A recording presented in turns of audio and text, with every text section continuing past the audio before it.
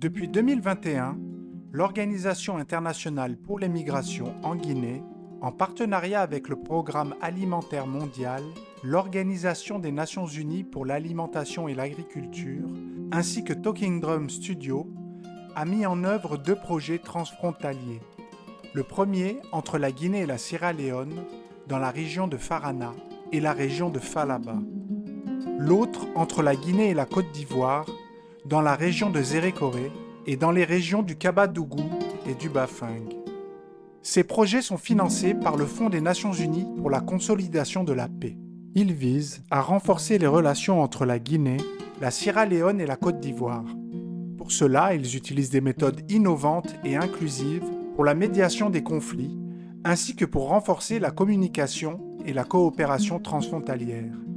Ces projets mettent l'accent sur la gestion des conflits entre éleveurs et agriculteurs aux frontières.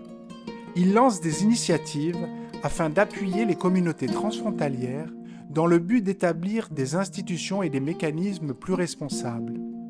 Cette démarche vise à améliorer les relations et à assurer une coexistence pacifique.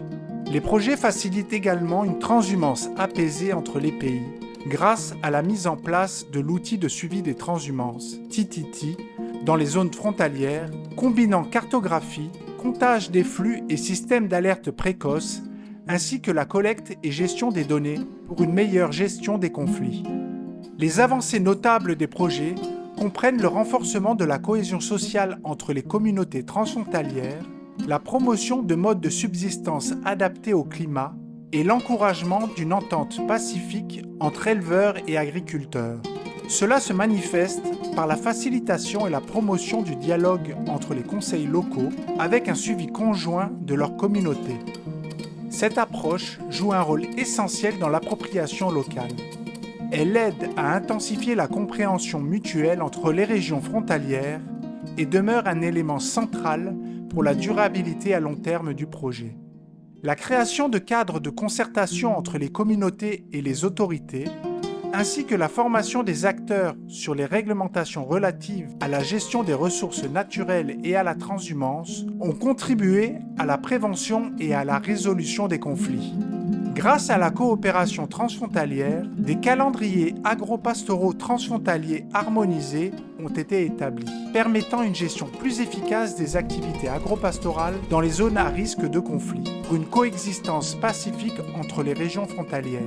Ces projets ont permis de moderniser les infrastructures frontalières et d'ériger des points de contrôle essentiels à la sécurité et à la gestion de ces zones. Ils ont également favorisé la construction de marchés de bétail, l'aménagement de couloirs de transhumance, ainsi que la mise en place de zones de pâturage. Les compétences techniques et opérationnelles des agents de frontières ont été renforcées, ce qui a consolidé la responsabilité institutionnelle et a permis à ces agents de remplir leurs fonctions avec plus d'efficacité.